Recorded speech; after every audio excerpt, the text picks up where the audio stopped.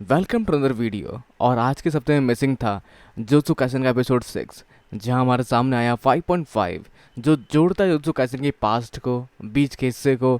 और अब उसको जोड़ेगा आगे वाली कहानी से, जिस तक की ये कहानी और एपिसोड है। तो शुरुआत वाले हिस्से में आप देख पाएंगे वो सारी कहानी जहाँ से कहानी शुरू हुई थी, मतलब एक कर्ज टेस्ट में कैसा लगता है और बहुत सारी चीज़ें। जो कहानी की शुरुआत थी सन 2006 से, जो एक दोस्ती की दास्तान थी सतारू और सुगुरु की, जो जुजुत्सु हाई में साथ में थे और काफ़ी पावरफुल थे, या यूँ कहें कि सबसे स्ट्रॉन्गेस्ट थे। जिस समय तक सुगुरु के फंडामेंटल काफ़ी तक सही थे, वो मानता था कि सोर्सर्स बने हैं नॉन सोर्सर्स को बचाने के लिए, और सातारू सिर्फ पावरफुल होने की वजह से पावरफुल वाले एंगल से सोचता था। लेकिन एक दिन कहानी में ट्विस्ट आता है जब ये स्टार प्लाज्मा वेसल को बचाने जाते हैं, और उस समय सामने आता है इनके टोजी, जो इनके और स्टार प्लाज्मा वेसल के बीच के दौड़ को काफ़ी इंटरेस्टिंग बना देता है और काफ़ी हद तक इनके लिए मुश्किल हो जाता है उसको बचा पाना। पर आखिर में जब इन्हें लगता है कि उन्होंने उसको बचा लिया और बहुत सारे लोग जो पीछे पड़े हुए थे स्टार प्लाज्मा वेसल को मारने के, वो सब टल चुका है, तो चीज़ें उस हिसाब से नहीं निकलती, चीज़ें टोजी के हिसाब से निकलती है, जहाँ वो सामना करता है इनका और इस जंग में वो मार देता है सातारू को, मतलब ऑलमोस्ट मार देता है सातारू को,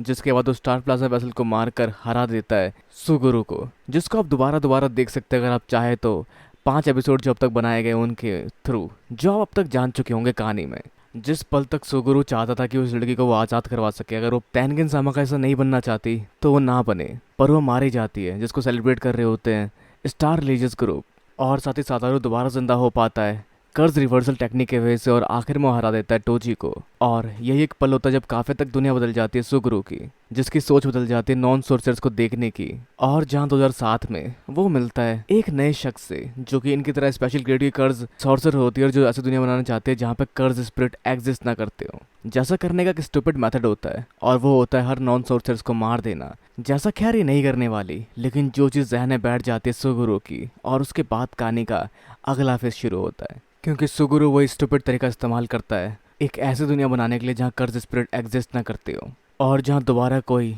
जो तो सोर्सर ना मारा जाए। जैसा सुनकर किसी को यकीन नहीं होता, पर सातारू ना मानते हुए भी उसको रोकने जाता है और जान पाता है कि ये सच है, लेकिन वो उसको नहीं रोक पाता। जिसके बाद कहानी में 10 साल बीत चुके होते हैं और हम बढ़ते हैं जुत्सु की मूवी जीरो की ओर, जो बेस्ड है 2017 पर, और काफी तक ये इसका अच्छा रिकैप है, जहाँ पर सुगुरु अपने पंटर लोगों के साथ आता है इनके पास और कहता है कि 24 दिसंबर के दिन सूरज ढलते ही हम करेंगे नाइट परेड 100 डीमंस के साथ, जैसा टोक्यो और क्योटो के कुछ हिस्सों में होगा, जहाँ ही हजारों कर्ज उन जगह छोड़ेंगे, तो अगर बचा सके तो बचा ले उन दोनों जगह को अपनी पूरी शक्तियाँ लगाकर। तो जैसे कि हम लोग जानते हैं सुगुरु यहाँ पर स्टार लेजर्स ग्रुप को टेक ओवर कर लेता है, और ये वही ग्रुप होता है जिसने मरवाया था रिको अमनाई को, और उस ग्रुप को लीड करते हुए अपने सपने की ओर बढ़ता है, जहाँ वो चाहता है एक ऐसी दुनिया बनाना जहाँ पर नॉन सोर्सेस एग्जिस्ट ना करते हो। जैसा करने के लिए वो इस्तेमाल करना चाहता है रिको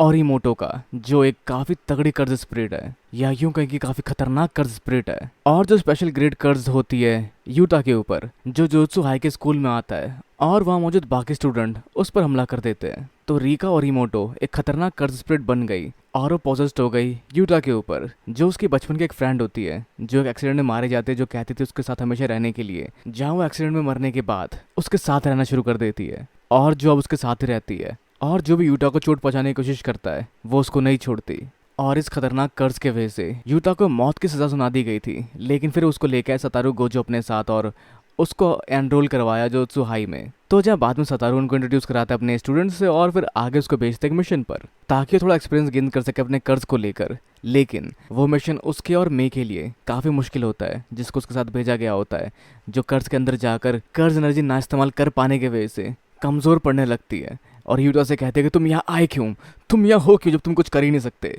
जिस पर यूटा पछताता है कि मैं कुछ कर नहीं पाता, रिका अपने आप सबको मार देती है और मैं क्या कर सकता हूँ, मैं नहीं चाहता ऐसा कुछ कभी भी हो। पर वो उसको समझा दे, अगर तुम एक जोजो सोर्सर बनते हो तो तुम्हारा काम है कर्ज स्पिरिट को हराना, कर्ज स्पिरिट को हराना, और उनको हराना, जहाँ हिम्मत और दोस्ती सब कुछ है। और ऐसी जगह है जुत्सु हाई, जिसके बाद वो रिका की शक्ति को अपनी इच्छा से बाहर निकाल कर इस्तेमाल कर पाता है और इस कर्ज को हरा देता है, और काफ़ी मेहनत करता ताकि वो रिका के कर्ज को ब्रेक कर सके, और साथ ही अपने बाकी साथियों के कई सारे मिशंस पे और जाता है, और साथ मिलकर ये लोग और भी कर्ज को हरा देते हैं। जहाँ इस मूवी में हम देख पाते हैं पहली बार इनुमाकी का परफेक्ट यूज़ अपनी शक्तियों के साथ, जिस सबके साथ काफ़ी कुछ और सीख पाता है यूता, और अपने आप को और बेहतर बना लेता है। लेकिन वह कोई और भी होता है, जो होता है सुगुरु, जो बैठे बैठे उसको देख रहा होता है, जिसके पास वही कर्ज देखा जाता है जो देखा गया था तोजी के पास हथियार संभालने के लिए रखता था वो। पर इससे पहले कि वो रीका के कर्ज को तोड़कर रीका को आज़ाद कर पाता, उसके पीछे लग जाता है सुगुरु उसको मारने और रीका नाम के कर्ज को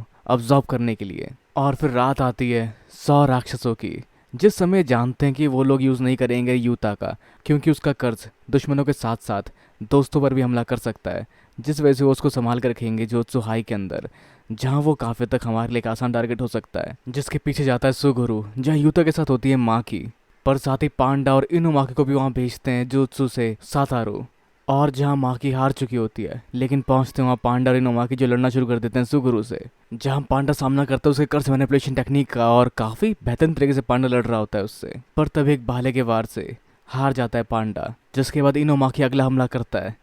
पर उस हमले से उसे कुछ होता नहीं, जिसके बाद उसके वारों से ये तीनों जख्मी हो जाते हैं और यूता अकेला बचता है उसका सामना करने के लिए या फिर उसके हाथों हारने के लिए। लेकिन यूता हार नहीं मानता और इस्तेमाल करता रीका का, क्योंकि इस समय वो गुस्से में होता अपने दोस्तों को जख्मी देखकर। पर रीका के इस्तेमाल से उनसे लड़ने से पहले यहाँ पर यूता ने इस्तेमाल किया था रिवर्स कर्स टेक्निक का अपने दोस्तों को बचाने के लिए, और साथ ही कॉपी किया था उसने इनुमाकी की टेक्निक को, जिसके साथ ही वो बोलते ही उसको अपने कर्स टेक्निक से अफेक्ट कर देता है। तो जहाँ सुगुरु के हिसाब से रीका की शक्ति से वो कई सारे कर्ज का इस्तेमाल कर सकते हैं, तो उसको रीका चाहिए अपने मंसूबे के लिए, लेकिन उसको मारने की फिराक में आगे बढ़ चुका यूता। पर जिसकी बड़ी शक्ति पे सुगुरु कहता है कि शायद वो ज़्यादा देर तक नहीं टिक पाएगा, क्योंकि कर्ज काफ़ी ज़्यादा पावरफुल है उसके लिए, उसको झेल पाने के लिए, जहाँ वो एक वैसल है और वो शायद जल्दी हार जाएगा। पर तभी एक धमाकेदार वार करता है यूता सुगुरु के ऊपर और कहता है कि इस स्कूल से बाहर के सॉर्सरर्स को वो नहीं जानता, ना ही उसे कोई मतलब है। वो काफ़ी तक अपने वजूद को लेकर चिंतित है कि वो जिंदा रहना चाहिए या नहीं, जिसने बहुत सारे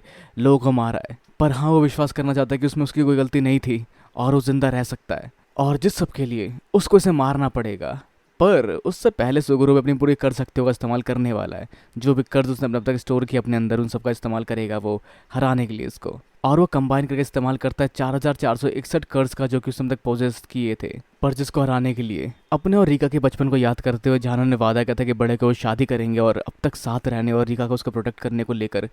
थैंक्स करता है रीका का, और तैयार होता है इस जंग के लिए, एक आखिरी बार के लिए, जहाँ वो उससे कुछ नहीं चाहता, बस एक आखिरी बार पूरी शक्ति का इस्तेमाल करना चाहता है, जिससे अपने दोस्तों को बचा पाए, और जिसके बदले वो मरने के लिए भी तैयार है। जिसके साथ ही उसके सेक्रीफाइस के साथ एक नया वार सामने आता है रीका का, जो एक पावरफुल वार होता है और जो सुगुरु की वार की ओर बढ़ता है, जहाँ सुगुरु का वार भी उसकी ओर बढ़ता है, जिस सबके साथ हार जाता है सुगुरु। और वो सातारू भी लौट चुका होता है, जिसको देता है वो आईडी कार्ड यूता का, जो कि उसने गायब कर लिया था, जिस पर सातारू पूछता है कोई आखिरी शब्द, जिस पर सुगुरु कहता है मुझे कोई फर्क नहीं पड़ता कि लोग क्या कहते हैं, लेकिन मुझे उन बंदरों से नफरत है, मतलब नॉन जोत्सु सोर्सर्स की बात कर रहा है ये। और साथ ही उसने कभी भी नफरत नहीं की उन लोगों से जो कि जोत्सु हाई में है, जो बस इस दुनिया के दोगलेपन को नहीं समझ पाया था, जिस वजह से वो इस राह पर चल पड़ा था। और जिसकी तरफ बढ़ता है सातारू और उसको कुछ कहता है, जिसे सुन के काफ़ी तक लगता है सुगुरु को कि उसको कुछ कर्ज का इस्तेमाल करना चाहिए था उसके अगेंस्ट, ना कि शब्दों का, जो शायद अभी भी दोस्त मानता है उसको और चाहता है कि शायद वो बदल जाए, या फिर